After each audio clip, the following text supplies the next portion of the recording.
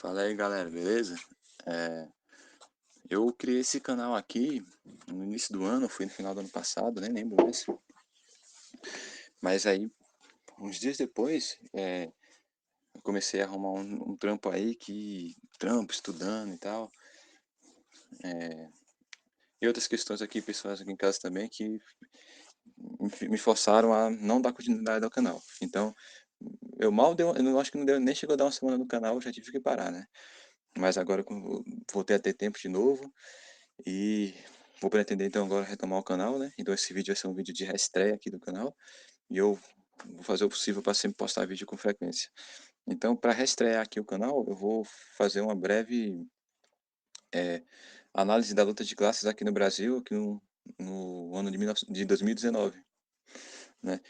Tentar dar uma luz sobre o que está acontecendo aqui no Brasil, né?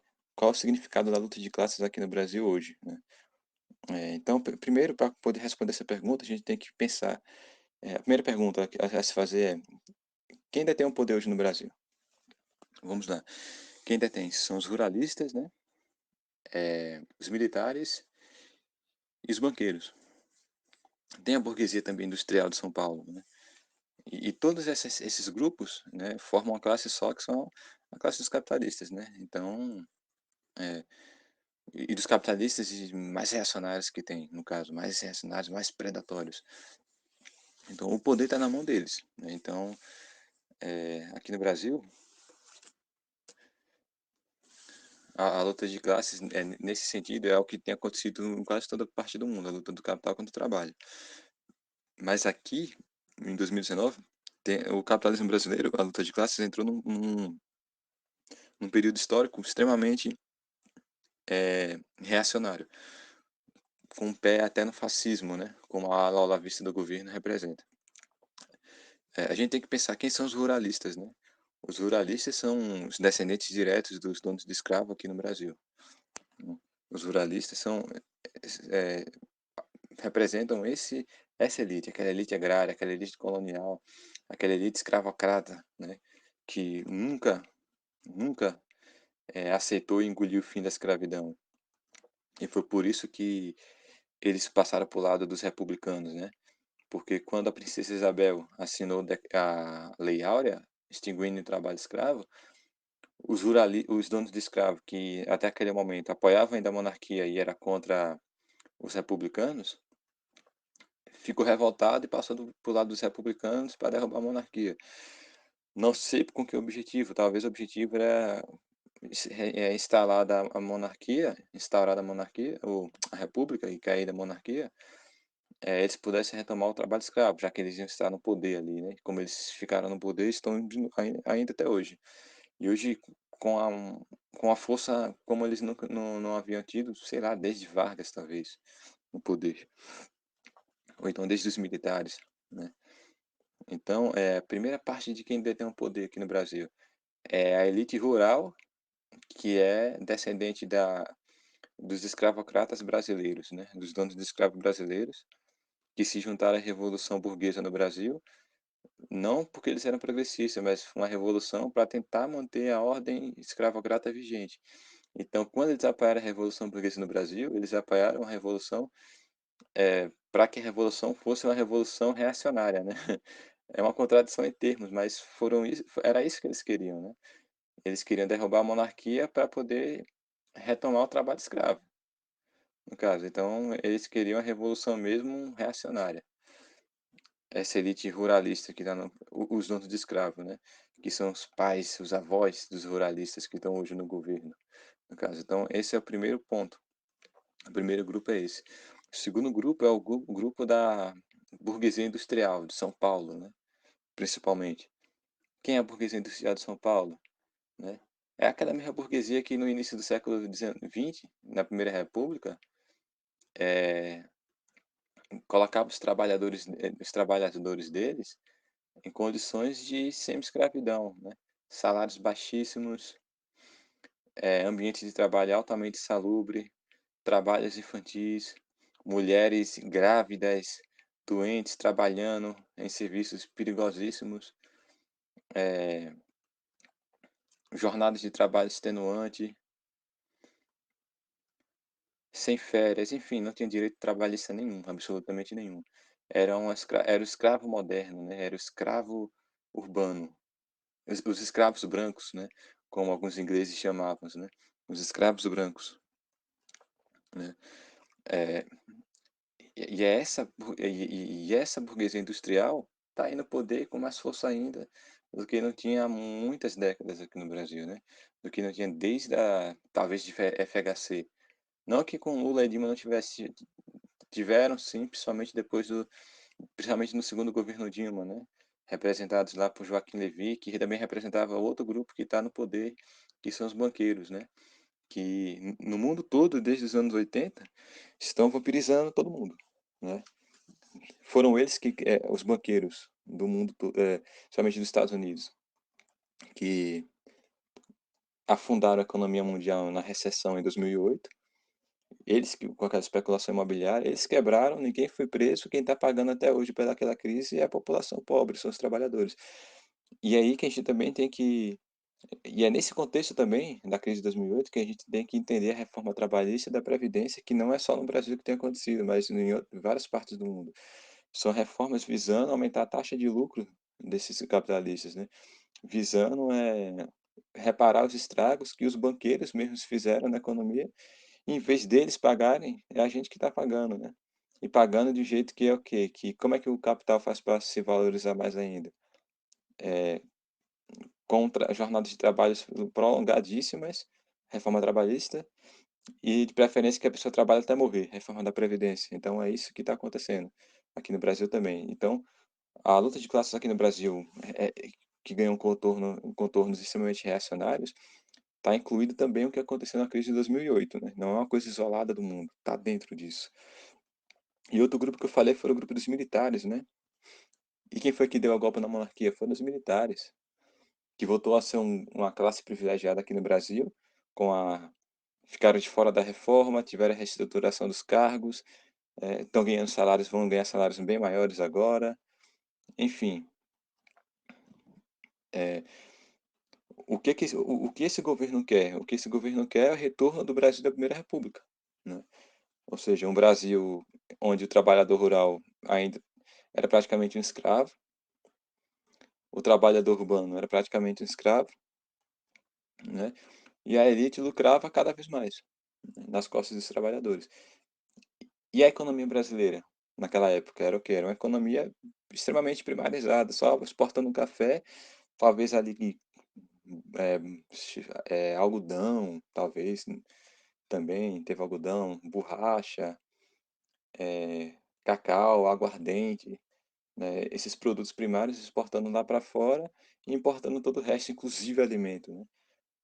A monocultura era tão forte no Brasil durante a época que nós éramos colônia, depois parte do Império Português, Reino Unido de Portugal e depois Estado-nação, a monocultura era tão grande que a gente importava até os alimentos, nem os alimentos mesmo a gente produzia. Até isso a gente importava, a gente só fazia exportar mesmo, né. Por isso que o Brasil demorou tanto para ter um mercado interno consolidado, uma indústria também, né. E quando tentou montar uma industrialização ali com Vargas, o cara sofreu um golpe, né, e teve que se matar. Quando foi tentar a industrialização com João Goulart, uma reforma agrária para acabar com o poder dos ruralistas de vez, para acabar com o poder dos bancos, na reforma bancária lá, que ele também ia propor, o cara foi derrubado, né. Enfim, eh a luta de classes no Brasil ganhou então contornos, assim, muito dramáticos, né, e, eh, de uma forma muito predatória, no caso, que também está incluído, em uma guinada de extrema direita que tem acontecido no mundo desde os anos 80, né, com a financiarização da economia mundial, né, que vampiriza tudo. Então, qual é o papel dos trabalhadores então? Seria o papel dos trabalhadores aqui no Brasil para poder contrabalancear isso? Confiar no Congresso não é, porque a democracia liberal a gente tem que entender uma coisa, ela é democracia para os ricos, né. Como é que era aqui no Brasil a democracia da Primeira República? Como eu falei anteriormente, só rico votava, só homem votava, né, homem rico, no caso. Os próprios senhores, né, só valia para os senhores mesmo, não valia para a maior parte da população. Os trabalhadores, seja branco, seja negro, viviam na bosta, estavam excluídos, mulher então nem se fala. E se fosse descendente de escravo, descendente de índio, então, era o lixo dos lixos, né. E essa elite com esse pensamento voltou. E é por isso que também tem um ataque à educação, né. Porque a gente pensa: "Cara, beleza, mas e o judiciário?" A gente pergunta isso: "Mas o judiciário é uma vergonha." Mas quem é o judiciário? Quem era que estudava direito nas universidades europeias? Aqui no quem que era aqui no Brasil? Eram os filhos dos donos de escravo, os filhos da burguesia industrial de São Paulo. Eram eles que iam estudar lá fora e voltavam aqui para o Brasil para ser juiz, advogado e ser juiz e advogado para quem? Para o trabalhador ou para a classe deles? Para os pais dele? Para os pais escravocratas? Para os pais, eh, industrialistas que gostavam de deixar o trabalhador na merda? Era para a família de elite deles. Então, o judiciário brasileiro tem raízes também escravocratas tão grande quanto a elite escravocrata do Brasil, aquela elite rural, né. O próprio judiciário brasileiro, então, ele também é aquilo que Gessé Souza chama de elite do atraso, né. Como ele mostra no livro dele, o judiciário brasileiro é escravocrata, e de fato é mesmo, né. Se a gente for, como eu falei, pega a história do judiciário brasileiro, começa lá da onde? Começa dos filhos de escravo, dos donos de escravo, começa com os filhos da burguesia industrial de São Paulo. E você pode ver, quem é que foi o grande responsável por colocar o Bolsonaro no poder? Foi o Sérgio Moro, foi a Lava Jato, foi o judiciário brasileiro. Quem são os servidores públicos mais privilegiados? É os servidores do judiciário, não é? É, olha a Lava Jato, o que é a Lava Jato? Delagnol querendo ficar rico com a Lava Jato, né? Sérgio Moro passando por cima de tudo que é lei para poder prender Lula, né? Que apesar de ter tido um governo também bem neoliberal, ele pelo menos fez umas coisas boas aqui pela população e por isso que ele encheu de raiva as elites. Por quê? Porque ele ampliou o acesso à educação, ainda que de forma, mais ou menos, também ampliou os gastos com saúde. E a educação e saúde, quem tinha na Primeira República? Era só os filhos da elite. Então, a educação e saúde também servia como um símbolo para distinguir quem era pobre, quem era rico, quem era burguês e quem era proletário. E é por isso que esse governo também, esse governo reacionário, essa classe que está no governo hoje, extremamente reacionária, saudosista daquele Brasil da Primeira República, eles também atacam a educação, também atacam a saúde. Por quê? Porque isso, a saúde e a educação aqui no Brasil eram coisas deles, né. Operário aqui no Brasil, camponês, né, trabalhador rural, trabalhador urbano aqui no Brasil, só tem que ficar trabalhando mesmo, ponto final, não tem esse negócio de ficar estudando, nem indo para o hospital não. Isso aí é coisa deles, dos ricões. Então é isso que eles também por isso que eles têm um ataque muito grande também à educação e à saúde. Eles dizem que é coisa de comunista, é porque eles também querem ter de novo esses 2 simbolismos de diferenciação, né, que são educação e saúde, que eram exclusividades deles no passado. Então, voltando ao que eu falei agora há pouco, a pergunta: "O que é que os trabalhadores devem fazer?" Bom, confiar no Congresso não dá, não é? Confiar no Congresso não dá. Talvez, quem sabe, fazer como os trabalhadores fizeram na Rússia após a Revolução de Fevereiro, que derrubou o czar, né, depois da Revolução de Fevereiro, não foi só o parlamento que chegou ao poder depois da Revolução de Fevereiro, aquela de Cesar. O soviete de soldados operários e camponeses também chegou ao poder, chegou junto com os liberais. Então, o poder na Rússia era um poder duplo, tinha uma dualidade de poder, como dizia Lenin numa das cartas. Era o poder era dividido entre o soviete e entre a Duma, né. Posteriormente, a Duma acabou dominando tudo ali, né. E aí foi necessária a Revolução de Outubro. Então, talvez aqui no Brasil o caminho que os trabalhadores tenham que seguir seja esse. Trabalhadores de Brasília fazer o soviético em Brasília, de São Paulo, soviete de São Paulo, soviete do Rio de Janeiro, e cada soviete então eleger um representante para um soviete, vamos dizer assim, eh, vamos dizer federal, vamos dizer assim, que represente todos os sovietes dos estados para poder fazer um contrapeso ao Congresso brasileiro, que é um Congresso também extremamente vendido, entreguista, né, como era o Congresso da Primeira República. Então talvez uma saída fosse essa, se constituir em sovietes estaduais, com representantes nos sovietes, num soviete federal, que servisse de contrapeso, né. Porque confiar na democracia liberal não dá, que é uma democracia liberal, como diz, só para liberais, no caso. Enfim, galera, então, eh, fica aí ó, essa pequena análise, né, do poder. O poder hoje está nas mãos, então, da elite mais reacionária que tem no Brasil, que é a elite escravocrata, que é a elite ruralista, né, e na mão dos bancos, né, que está vampirizando a economia mundial inteira. É só olhar aqui no Brasil, por exemplo, a indústria no menor nível de atividade, Ibovespa batendo recorde toda hora, os banqueiros lucrando recorde o tempo todo. Então, o período que o Brasil passa é um período muito, assim, muito conturbado e difícil para os trabalhadores, né, no caso. Mas eu, olhando as coisas do mundo, eu ainda acho que a balança está pendendo para o nosso lado, né? A balança está pendendo para o nosso lado. O Império Norte-Americano está começando a dar sinal de que está começando a cambalear. A China, que apesar dos pesares é um país socialista, vai se tornar uma nova potência, talvez sirva de modelo no futuro para os países de terceiro mundo, né? Adotar um sistema socialista de vez. Enfim, esse tema aí fica para outro vídeo, né? Esse. Mas aí fica então essa minha reflexão aí sobre o significado histórico da luta de classes no Brasil aqui no século XXI, no ano de 2019, né? Ou seja, em suma, o que eu estou querendo dizer é o quê? É que a elite do Brasil entrou no modo desespero. Eles querem o retorno do Brasil da Primeira República de todo jeito. Eles são, acima de anti-Lula, eles são anti-Vargas, né? Eles são, eles nunca aceitaram aquele Brasil que nasceu da Revolução de 1930. Eles nunca aceitaram aquele Brasil.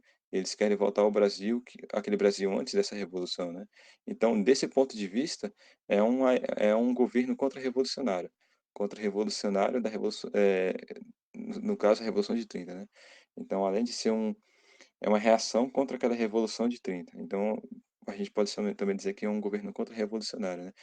E também contra-revolucionário, também contra as conquistas dos trabalhadores, né, que também teve nesses últimos anos com a Constituição de 88, que além de ser, apesar de ser uma Constituição bem, né, mais ou menos para a gente, teve suas conquistas também, né, principalmente na parte de assistência social, essas coisas.